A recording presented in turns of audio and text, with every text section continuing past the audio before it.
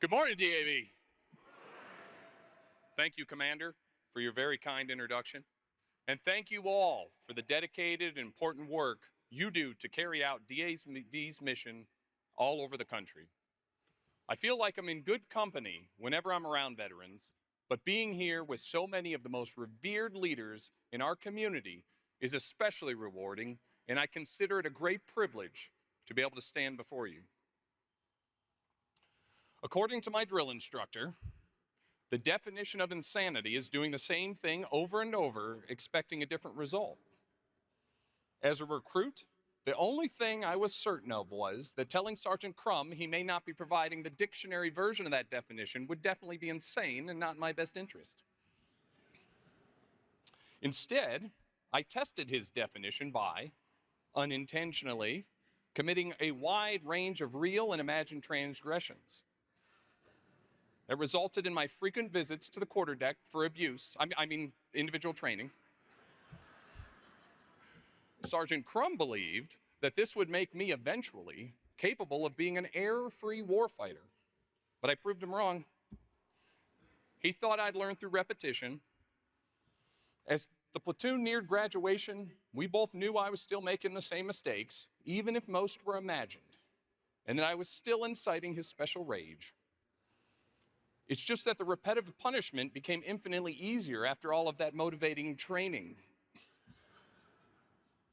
I may not have been the poster boy for his theory on the definition of insanity, but when I went home on boot leave, I was a very physically strong Marine. Looking back, I've come to understand his intent. It's easy to become stuck in our ways. The most frustrating part of growing older is when you do the same thing expecting the same result and find that for whatever reason, it doesn't work, or it doesn't work as well, or you get a different result altogether. As disabled veterans, we develop a special resilience to address the unique challenges we face as a result of our service. We learn how the system works, for better or worse. We adjust as it changes, and we try as best we can to help our fellow veterans navigate complex situations so they don't have to endure the same frustrations. As we grow as advocates, we become capable of adapting more quickly. But if there's one thing our journeys teach us, it's that change is the most inevitable and brutally indifferent force in our society. And we must learn to adjust. Let's take a look at a timeline of changes we've seen that require a creative resilience. In 1946, the world entered the information age with the development of the ENAC, an electronic numerical integrator and computer. It was designed to help the U.S. Army. All right. Happy 250th birthday, Army. All right. That's right, we don't only talk about Marines on stage. You soldiers know we love you. Anyways, we would have baked you a cake ourselves, but the Navy wouldn't give us the recipe. Okay, back to our first computer. The ENAC was designed to help World War II soldiers calculate and aim artillery under varying conditions. Computations that had taken 2 years before could be done in 2 hours. The phone in your pocket, even if it's a flip phone, is faster. In time, it would change the world. Then, in 1950, visionary British mathematician Alan Turing published his landmark paper, Computing Machinery and Intelligence, in which he asked a basic question: can machines think? He wanted a test that could prove if machines could exhibit intelligent behavior. I'll get back to the Turing test in a minute. But first, the information age took a giant leap forward with the Advanced Research Project Agency Network. A precursor to the internet we know today, it was created by the Department of Defense after the Russians launched Sputnik in 1957. ARPANET was designed to help the U.S. share computing resources across different institutions because computers at the time were extremely rare and expensive. It came online literally in 1969. Microprocessors by Intel were out in 1971. In 1976, along came the personal computer, which brought computing power to small businesses and homes. Then, in 1991, a visionary US Army veteran named Al Gore invented the internet. Okay, that's not true. It is true, however, that the World Wide Web was invented in 1991. It connected the world and arguably has made us more distant in some ways than ever before. But it was the spark, and things really began to accelerate. In the 2000s, we saw the rise of social media, and in 2007, the iPhone was created. The internet ushered in an age where data would become currency. And that's before we had digital currency like Bitcoin and NFTs that literally monetize data. Fast forward to 2014, and we meet one of the most groundbreaking humans to never exist, Eugene Goostman. Eugene was an application designed to mimic a 13-year-old Ukrainian boy. The Royal Society in London hosted a Turing contest, and Eugene made 33% of the judges who tested him believe he was human. John Denning, an Army veteran, again, happy birthday, Army. Thank you. John Denning, an alumnus of DAV Patriot Boot Camp, was on the team that created Eugene. He's also an innovative technologist behind software systems like MyChart that have revolutionized healthcare safety. John helped give the world a glimpse into what the future could hold. Now we are seeing the rise of AI on a new and unprecedented level. It will further upend how we live, work, and interact. Generative AI is the next frontier. And I totally did not use it to write this entire speech last night. All hail our benevolent AI overlords. Ugh. Apparently I'll read anything they put in front of me.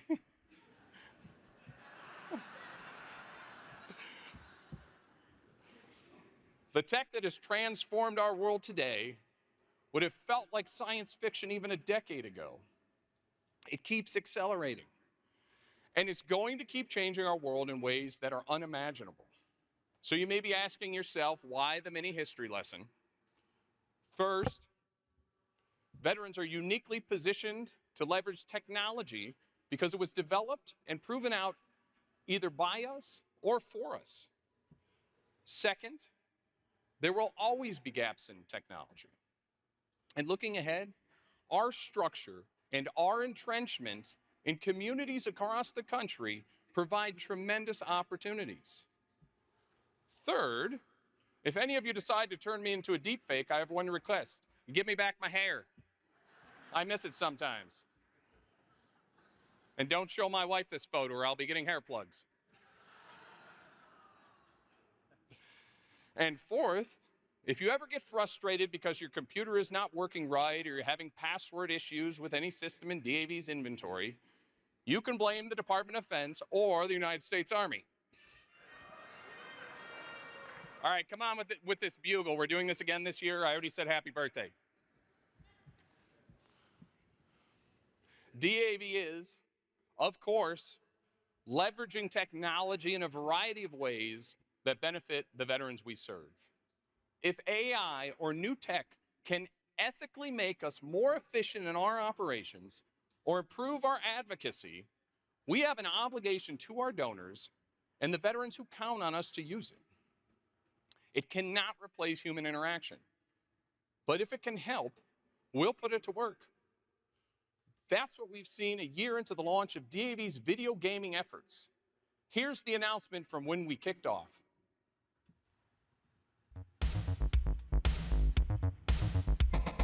I just recently partnered up with DAV. DAV, that stands for Disabled American Veterans.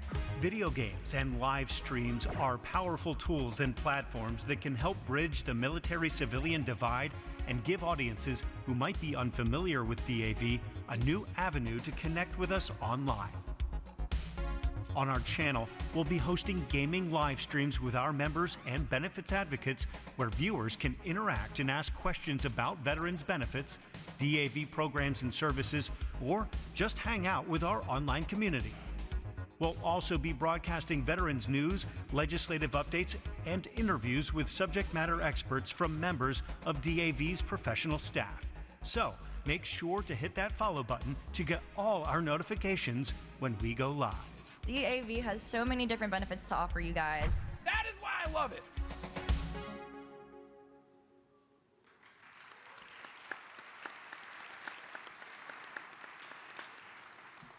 Now, I'll admit, when someone told me we needed Twitch, I figured it was slang for an illicit street drug. Then, when I found out what it was, I was sure it was a scam so team members could play video games at work and not get in trouble. But it has, in fact, turned out to be a very effective way to connect with veterans. And when veterans realize DAV is an organization that's accessible to them, not only do they get help from us, they look for ways they can give back. After last year's convention, through our foray into gaming, we met a Marine veteran named Chris Earl. Chris is the co-founder of Regiment Gaming, the largest company of its kind focused on the veteran and military community. In October, he and Navy veteran Salem Thine of Good Game Entertainment Group attended DAV Patriot Boot Camp in Washington, D.C. DAV also started working on Chris's claim, which was successfully resolved last month. Yeah.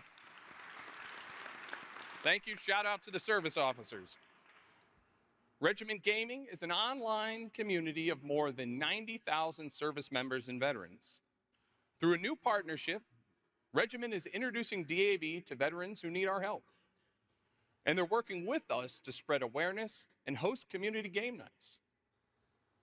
Through the partnership, we're looking at collaborating on gaming tournaments and PC giveaways. Not that computer. Hopefully something newer, I hope. Technology is not only connecting veterans to each other, it's also able to analyze nearly invisible behavior patterns to save lives. The specter of suicide remains a formidable challenge for veterans. But advances in technology and data science are opening new doors. Tools like the VA's Reach Vet program use predictive algorithms to flag veterans at risk, often before they speak a word. A 2022 study found participants had fewer ER visits and more safety planning, though suicide rates remained unchanged. Researchers like RAND's Dr. Rajiv Ramchan say real-time tools, from wearable biometric sensors to AI analyzing therapy notes, can help identify critical moments of elevated risk.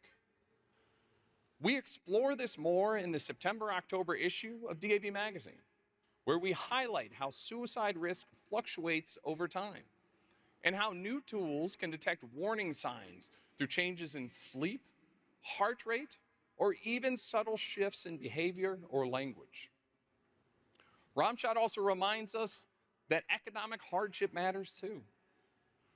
Access to things like SNAP, Medicaid, or earned income credits can be life-preserving.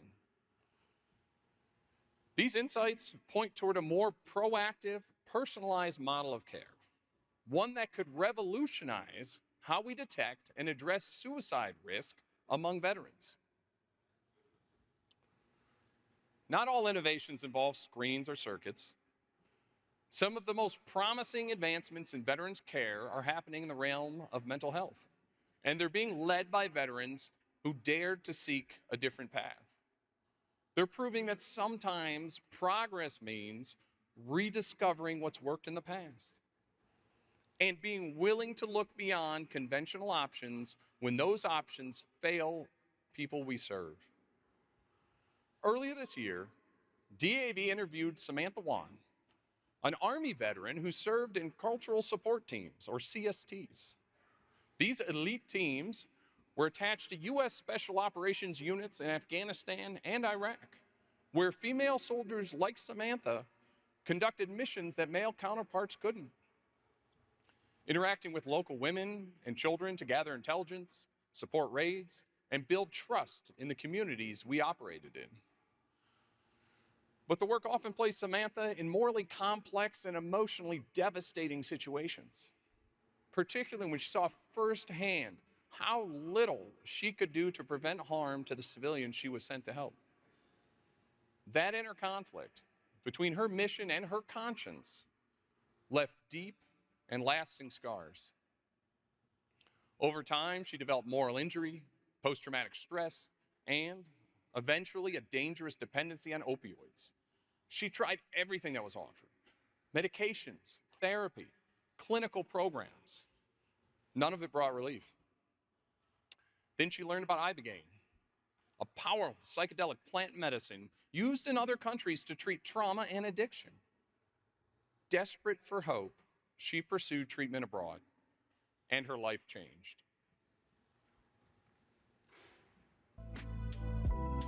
I was assigned to the direct action mission, so operating at night, going in and out as quick as I could, or as we could. The things that happened there, I don't want to say I'm not proud of, but there's a lot of moral injury there that I've taken home, and that's where I have my challenges. For a long time, I self-medicated, so alcohol, drugs, you name it, right? And so eventually I reached a super low point where I started using opiates.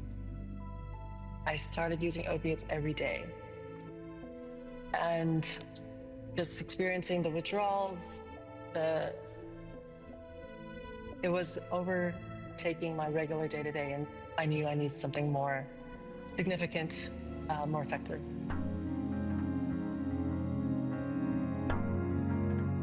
Without the other psychedelics, you'll see visuals, but it's really bright and colorful, and not this time. It was very dark. I begged in my mind for it to stop. The immediate time after, waking up and finally getting out of the bed, I was out of sorts. I was more introspective, because it was so different from all the other medicines. But I will say, I have not even thought about doing an opiate since then.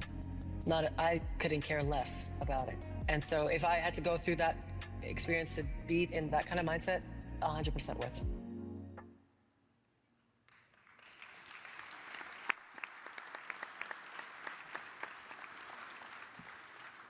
Samantha's journey is not an outlier. She represents thousands of veterans seeking new paths to healing when conventional systems come up short.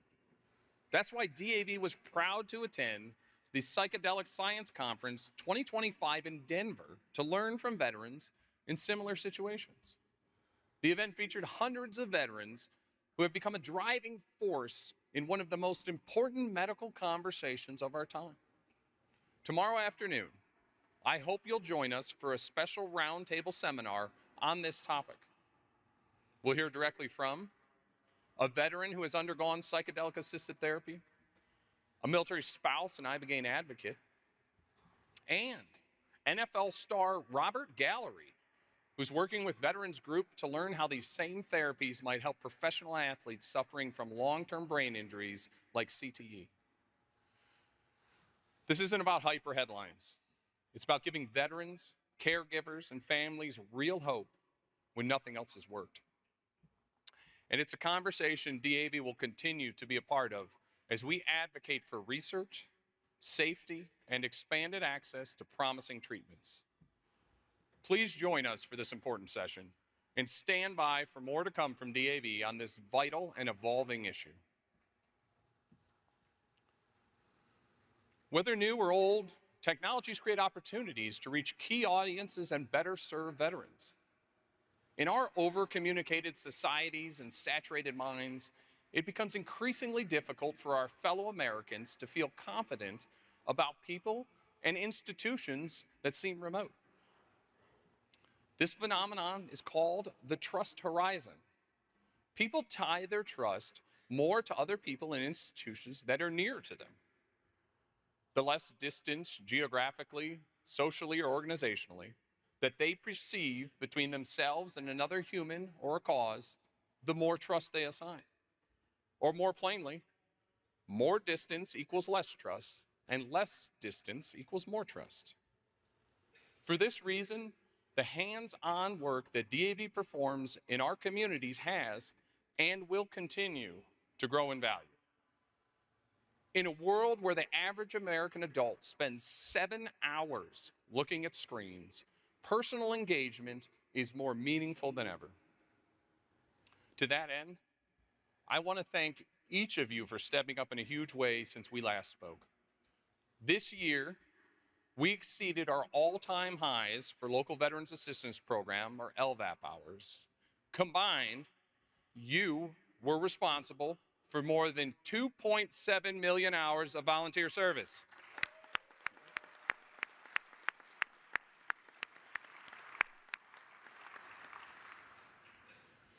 That figure includes our record high turnout for DAV Community Impact Day.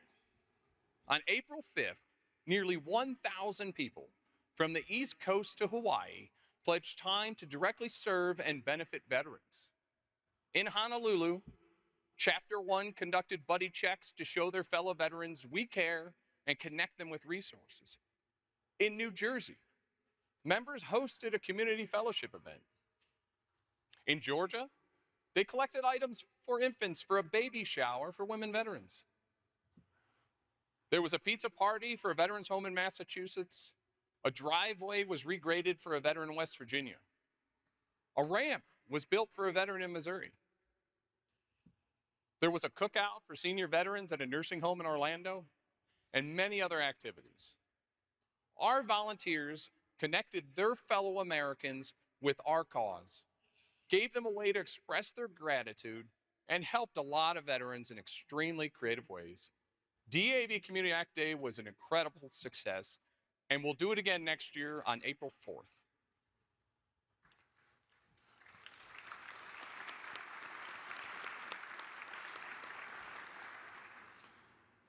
Last year, you provided more than 235,000 rides covering 9.3 million miles so veterans could receive the care they earned.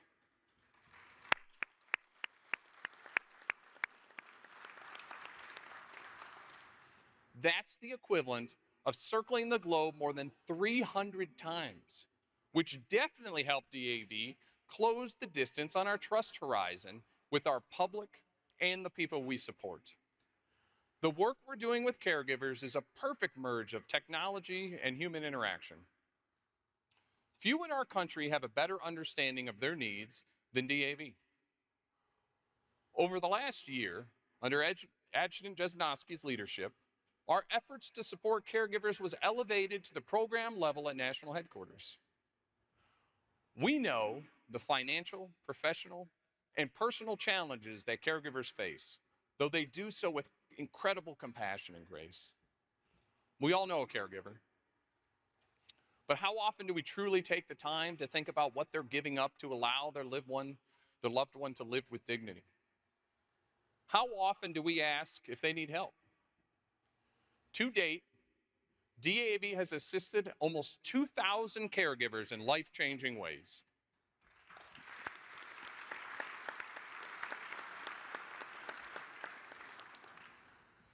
When we screen these folks, we find that most caregivers are well beyond key thresholds in many categories.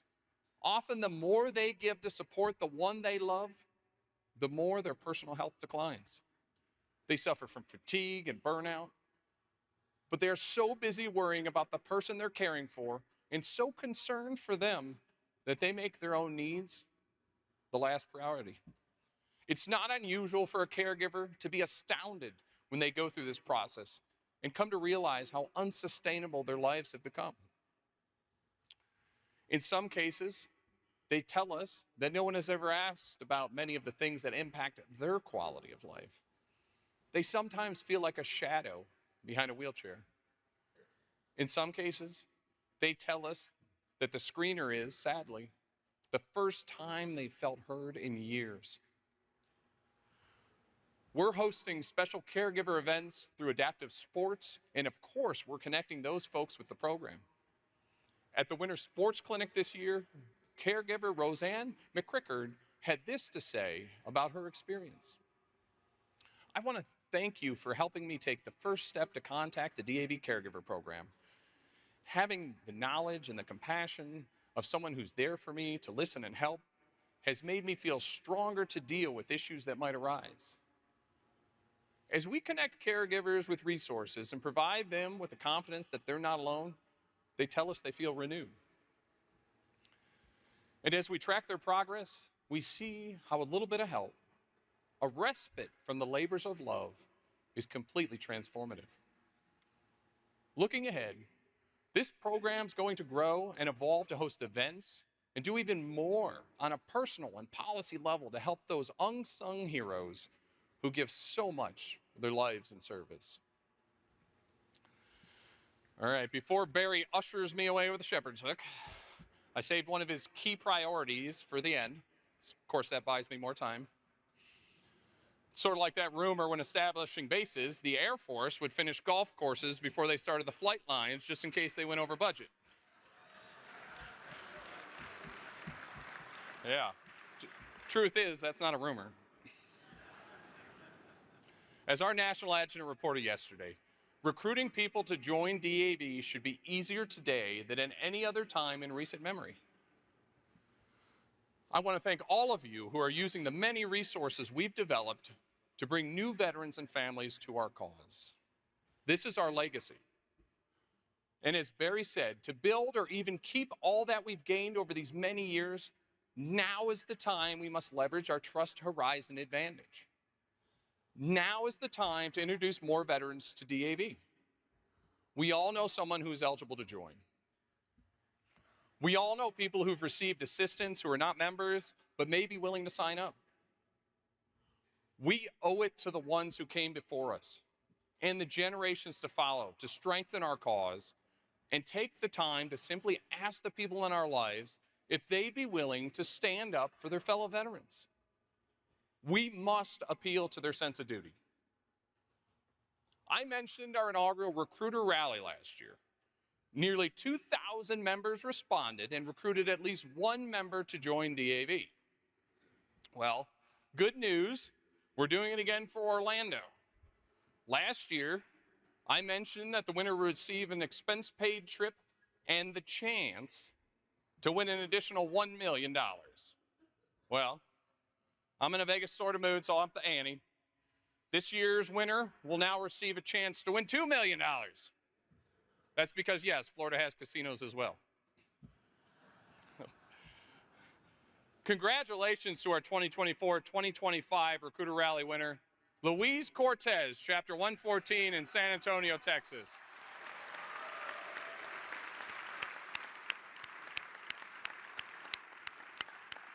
Congratulations. Luis, I'm not sure if you caught the remarks from last year, but this is a great opportunity for you to win a couple $1 million. How you win the first million's up to you. There's lots of games of chance here in Vegas. My advice would be take your cash and throw it all on black at the craps. Let it ride. As a reminder, we won't put up your initial stake or help you with taxes. But I think we'd all agree. We're pretty sure you're going to win, Luis. So, of course, next year, we're in Orlando. By recruiting just one DAV member, you have the chance to win an expense-paid trip. So if you win, you're going to Disney World. Yeah. Well, I mean, we're not paying for Disney World. That's on you. We are a charity. I'm not sure we could cover parking, really. But hey, we'll get you close to Disney World, so you might as well give it a shot. And hey, compared to Vegas, the lines at Disney are a sure bet. Thank you all so much for the sacrifices you've made for our country. Thank you for your continued service through DAV. Thank you for all we'll accomplish in the year ahead. And keep showing America what DAV is all about.